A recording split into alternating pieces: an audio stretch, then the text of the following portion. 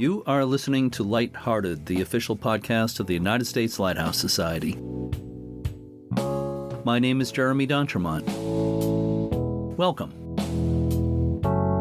This is December 21st, 2025, and this is another episode of Lighthearted Light, where we look back at the last 6.5 years of Lighthearted. Today we're going to revisit a conversation from June 2022 with Mike Vogel, who at the time was president of the U.S. Lighthouse Society. I had the chance to sit down with Mike during a visit to Buffalo, New York. Mike Vogel retired as an editorial page editor of the Buffalo News in 2011 after a 41-year journalism career. He was the organizer and founding president of the Buffalo Lighthouse Association, which began restoration of Buffalo, New York's historic 1833 lighthouse. He has served as president of the organization for well over 2 decades. Mike has also played an important role in the national lighthouse preservation movement. After launching and completing the first compilation of surviving American Fresnel lenses, he served on the National Lighthouse Museum Steering Committee and its Site Selection Committee.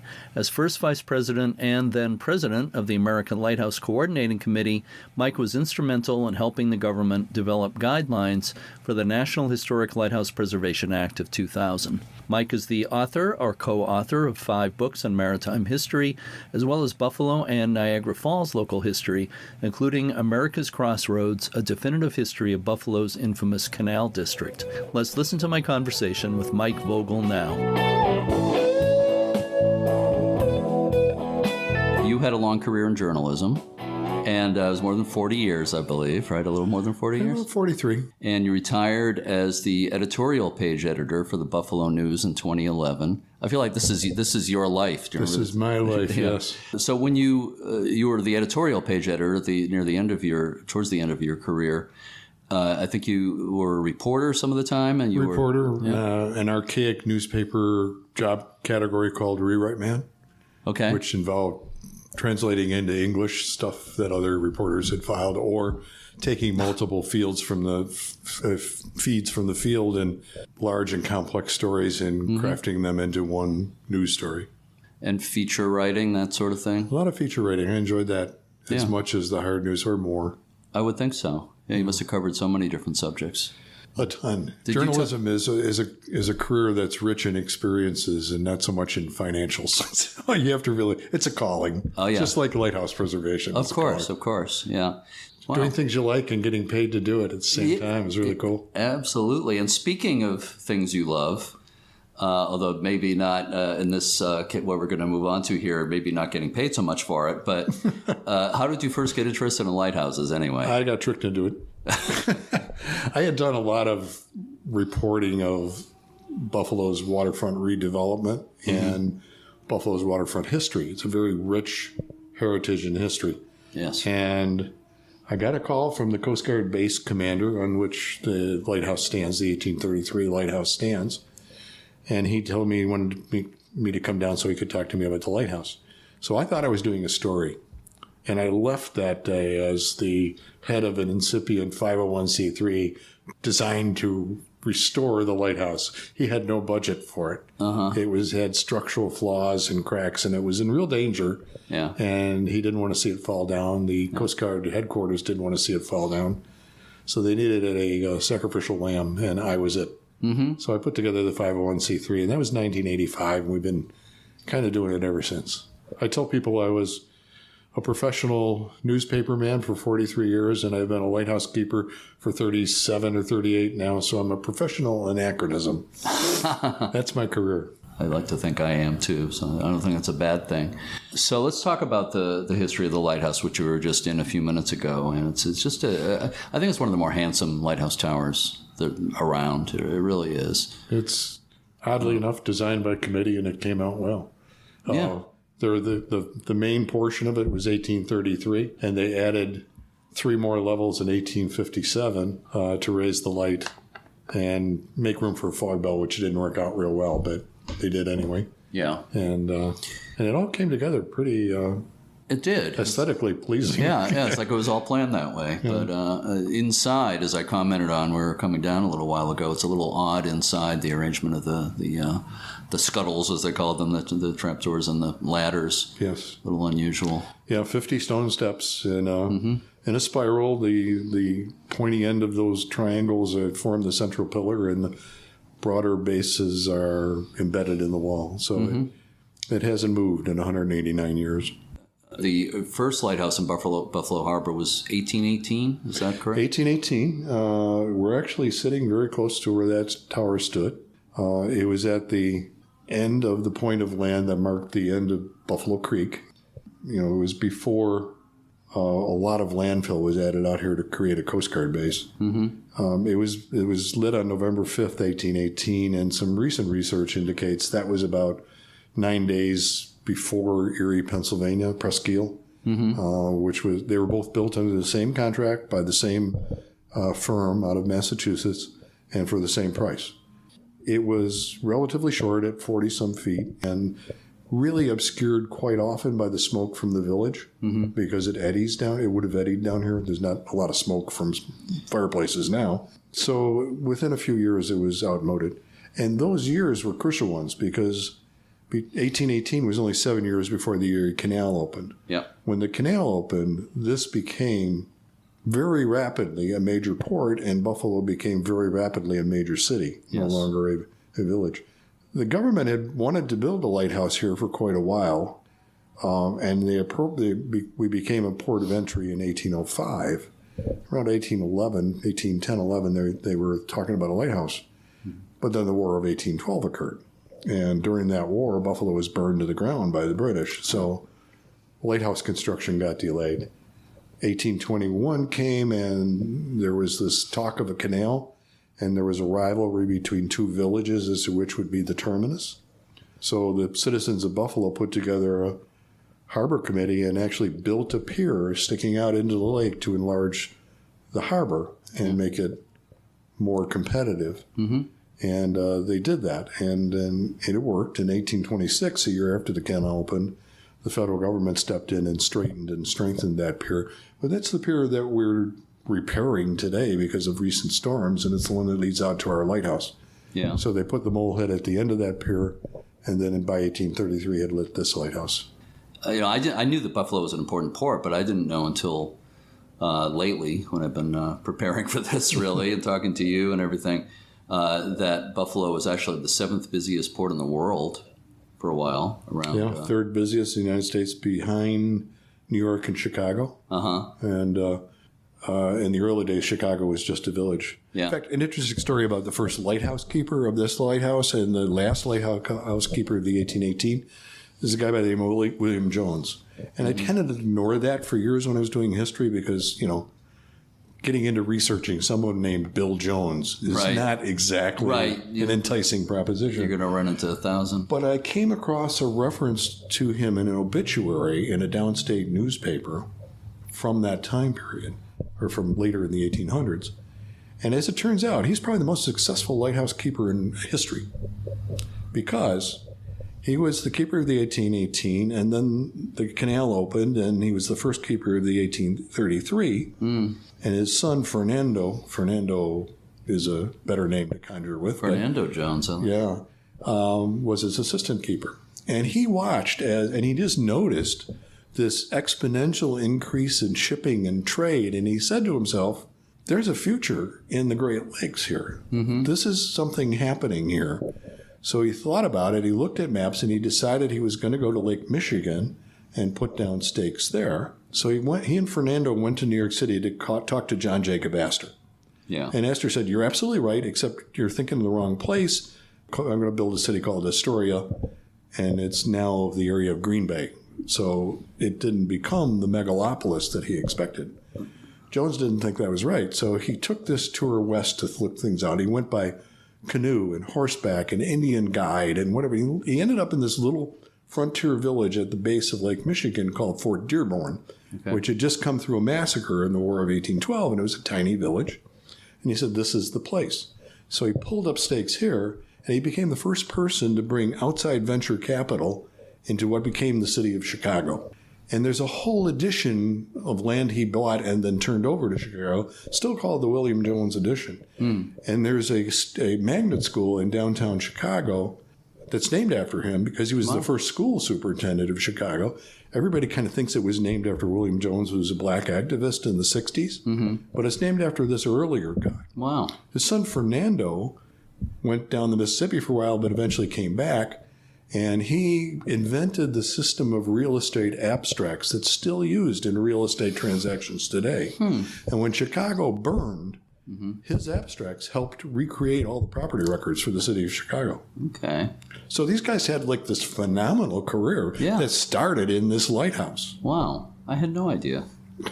Well, once I got around to researching a William Jones as a keeper, it sort of unfolded. One of the things I read about in reading the history of this place is that there was an interesting, notable shipwreck in 1821. 1821 was the wreck of the Walk in the Water, which was kind of a name Indians gave this walking beam steamboat. It was the first steamboat on the upper Great Lakes, upper being everything upriver side of the Niagara Falls, so every lake except Lake Ontario. Right. And it ran successfully for a couple of seasons, but in 1821 it headed out into what turned into a strong gale, and he had to turn back. Captain Job Fish, great name for a captain. Yeah.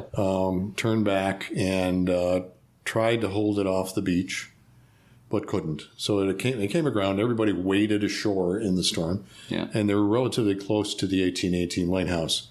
So the keeper, John Scatz, welcomed them in. They warmed themselves by the fireside until the next day when the storm subsided and they could get into the village itself. To jump ahead, why was the Lite discontinued in 1914? Harbor expansion, basically. The story of Buffalo Harbor is that 1825 spurred this need for shipping, and they would create a harbor. And then there were stories about the inner harbor, which is basically the Buffalo River, which is a deepened and widened creek. Yeah. You could walk from shore to shore across boat decks.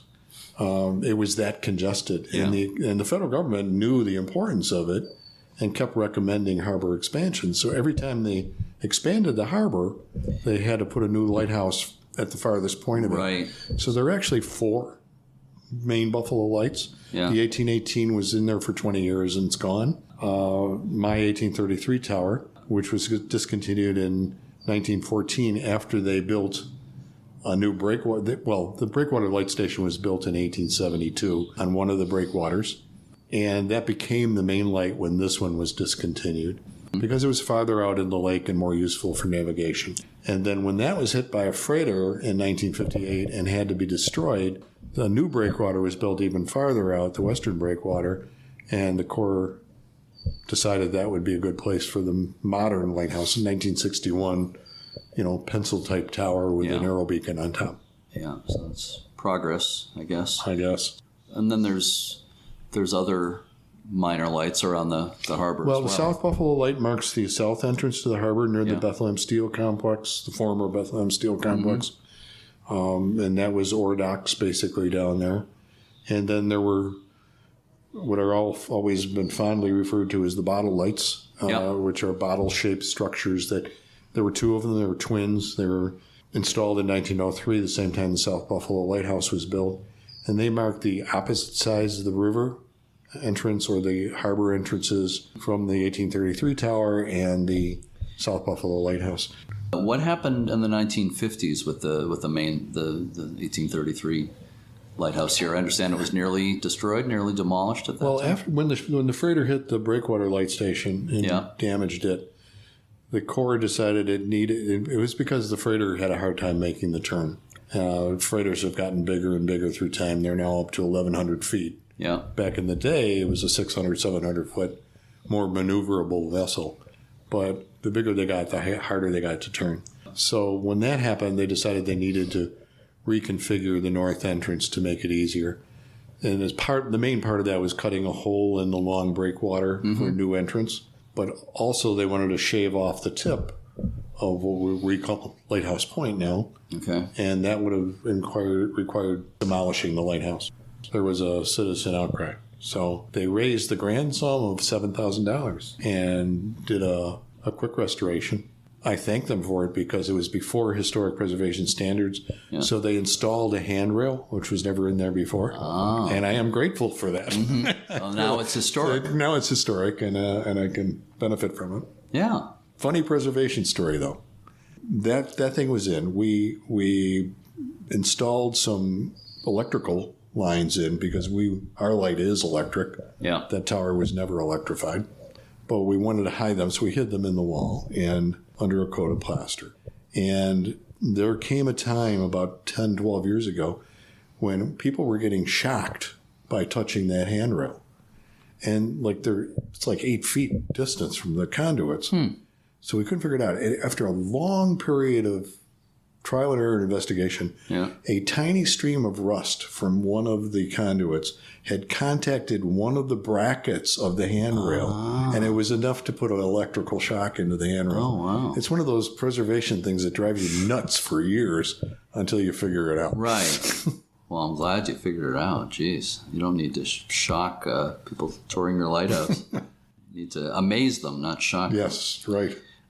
So this lighthouse, the 1833 Buffalo Main Light here, had a third order Fresnel lens. Mm-hmm. We'll talk about what's up there now in a moment, but do we know what happened to the original? Well, the original fixed lens from 1857 was like most Fresnel lenses, was movable equipment. Yeah. So when they replaced it with a revolving lens, a flashing lens in 1905, it disappeared somewhere into the system. Many of those records were lost in the Treasury fire, so we have no idea where it went. Yeah. Somewhere out there's a third order fixed lens that probably saw service.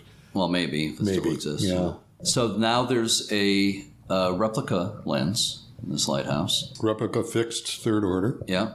And we had a fourth order up there that came out of the South Buffalo Lighthouse. Okay. And I was getting uneasy at the condition of it. This was the bivalve lens? It's a bivalve, a large fourth order. Yeah. It's in a protected display now. We did a $40,000 conservation of that Jim Woodward and Jim Dunlap. Yeah, we saw that today with the friends I'm traveling with. And that's at the, what's it called? The Heritage, Heritage Center. Center. Heritage Discovery Center. Yeah. Largely railroad oriented, but we're in there. Yeah. Until we get a place of our own. Yeah, it's a beautiful lens. Yeah. So we decided that since we had an empty lantern room again, we needed to fill it. And Dan Spinella built us, I think, his first third order. He had done all the smaller ones up till then. Yeah. So we were his first third. You would never know that it wasn't a historic lens. Exactly. Yeah. The light here, again, was inactive for many years. Is it considered an official aid to navigation? What is the status? A private aid to navigation? No, I mean, the Coast Guard is slowly working through making it a private aid to navigation on the charts, but it's still listed on charts as abandoned lighthouse. Okay. So it's there as a day mark. Yeah. And we light it cosmetically. Yeah. So it's got a 40-watt LED equivalent bulb in there. Yeah. And instead of 1,000 watts, so we're really got 4% power, brilliance, whatever. Yeah. Keepers at less than 4% brilliance, but that's because of age. Yeah. Right. We all get a little less brilliant as we yes, age. Indeed. But it's nice that it has a light. I think that's important. Move on and talk a little bit a bit about the South Buffalo Light Station. That is actually owned by the Buffalo Lighthouse Association. It is. That was transferred through the National Historic Lighthouse Preservation Act. Mm-hmm. I just called it the South Buffalo Light Station. What is the? Please correct me. Well, Buffalo Harbor South Entrance South Side Light, which is too much of a mouthful, so we all just call it South Buffalo Light. The lighthouse itself is interesting and attractive, but what makes that site special is this fog signal building. That building is actually more historic than the lighthouse itself because it was the fog signal testing station for the Great Lakes. And the first radio beacon on the Great Lakes was on that station. So it's a very historic structure. It's been battered by storms in the last couple of years. Yeah. That whole preservation project is, if I adjust for inflation, it's now probably past $1 million. And we're about halfway there. Yeah. You've certainly been involved on a national level in lighthouse preservation for many years. You, for some time, were the president of the American Lighthouse Coordinating Committee. You helped develop the guidelines for the National Historic Lighthouse Preservation Act of 2000. And that is, landmark legislation. It's had such an important role in modern lighthouse preservation. 20 years, more than 20 years after it was instituted, do you feel that program has been a success? I do. I mean, we're well past 100 lighthouses transferred, and they've been largely success stories. The way the system works, if the lighthouse drops out the bottom of the funnel, if nobody bids on it or applies for it, because it's not a money thing, they go up for public auction. Yeah. And those generally tend to be the offshore lights, which are really expensive and difficult to do. And there have been a couple that have not been successes, but there have been a couple that have been really surprisingly good successes. I agree. A lot of what we're talking about are light structures, lighthouses that would have been lost or would have just continued to decay until they collapsed if this system hadn't been developed. Yeah. So let's talk about the U.S. Lighthouse Society. You've been president now for a couple of years. Yeah, I came on board, I can't remember, early 2000s to the board, and then I became the secretary of the board for a long time. Right, okay, yeah. And when Wayne decided he wanted to retire, he was founder. Wayne Wheeler, founder. Wayne Wheeler, founder of the society and president for 35 years. Yeah. He decided he wanted to retire and still stay active in the research end of things. Yeah. And I succeeded him. Was it 2.5, 3 years ago now? So you're the second president of the U.S. Lighthouse Society. And Wayne was born in Buffalo, so we have now an uncited rule that every president of the U.S. Lighthouse Society has to come from Buffalo. Okay. Just keep that in the back of your mind. Well, that rules me out. Wow. What are your feelings, and this is a big open-ended question, you can take it anywhere you want, but what are your feelings about what the U.S. Lighthouse Society has accomplished in its history and where it's headed at this point? It has really boosted lighthouses, lighthouse preservation, the movement. There have been other organizations that have done the same. U.S. Lighthouse Society seems to have the most lasting impact and a lasting track. It has brought knowledge of lighthouses to the general public in a much more systematic way than in the past. There have always been communities that loved their lighthouses, but the idea of this big network of lighthouses kind of was lost when the Lighthouse Service disbanded, and it disappeared into the Coast Guard, and the Coast Guard started automating, and lighthouses started being more and more vulnerable, and that's when the national preservation movement started. Yeah. It has developed an amazing amount of historical reference material over the years. Our printed library has been transferred maybe 4 years ago now. We transferred it to the Mariners Museum, where the librarians there are doing an excellent job on conservation. This is Newport News. News. Listed as a separate part of their library. Yeah, Newport News. Newport News, that area. And we have developed an amazing website. We've incorporated National Archive stuff where the goal is to become the one-stop research thing. And it's an amazing digital photo library, a document library, digitized everything. Things keep getting added to it. Yeah. Candace Clifford, our first historian, donated all of her stuff. She was like the National Archives researcher for lighthouses. She was. It's an amazing resource. And that will continue. The pillars are education, preservation, and just history and heritage. And we are trying to reach out much more to the younger generation because a lot of us are painfully aware that time is passing. And we need to raise up a new generation of lighthouse keepers. Absolutely. So I've got another really big question for you, maybe even broader than the one I just asked you. In our world today, I don't need to tell you or anybody else that there's so many issues facing our country and the world. Are lighthouses still relevant and worthy of preservation in this crazy world today? Absolutely. And this is a kind of question that every lighthouse groups get asked, especially by funding agencies.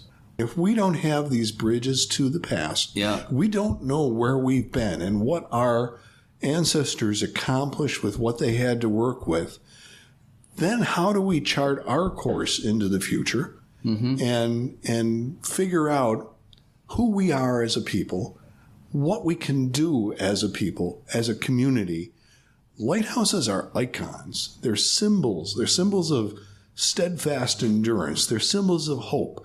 Lighthouses simultaneously bid people go out and explore and bid them farewell, and they welcome them back to safe harbor. At the same time, I'm convinced sometime in the far future, there are going to be beacons out in space that do the same thing, send our spacefarers out and welcome them back.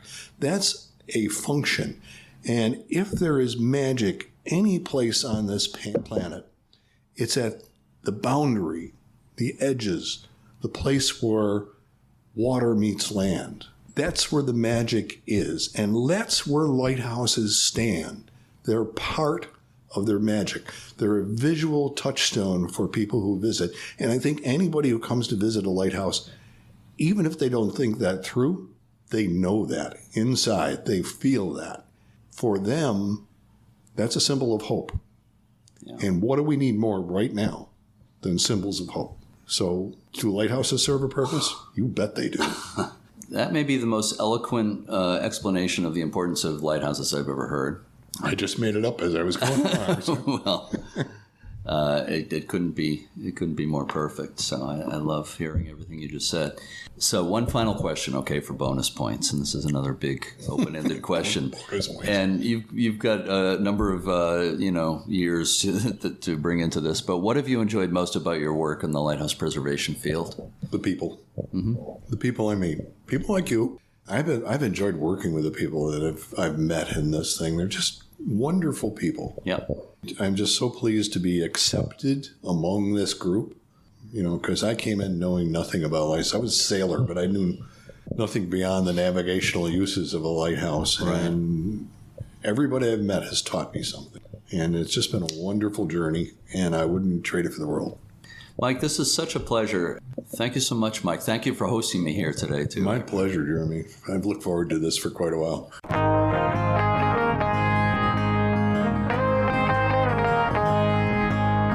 In 2007, the U.S. Lighthouse Society honored Mike with its prestigious F. Ross Holland Award, recognizing his exceptional contributions to lighthouse preservation. Although he stepped down as president, Mike is still very involved in the U.S. Lighthouse Society. Just a few months ago, he was one of the organizers of a Maritime Heritage Conference in Buffalo, which I attended. He called himself a whack-a-mole presenter because he presented so many times on various topics throughout the conference. It's always a pleasure listening to Mike talk about the history of Buffalo, the Great Lakes, the Erie Canal, and lighthouses. He's so knowledgeable on these subjects, and he's an eloquent speaker. Also during the conference, Mike and his family hosted a buffet dinner for a group of us outside near the Buffalo Lighthouse, and it was a perfect evening with good friends. Mike and his family are some of the people who make working in the lighthouse field such a pleasure. We'll be back next week with an interview about the tallest lighthouse in the world, Ile Vierge in France. Until then, Merry Christmas, Happy Hanukkah, and Happy Holidays to everyone. To all our regular listeners and our new ones, thanks so much for listening, and keep a good light. I'm gonna let it shine, let it shine, let it shine.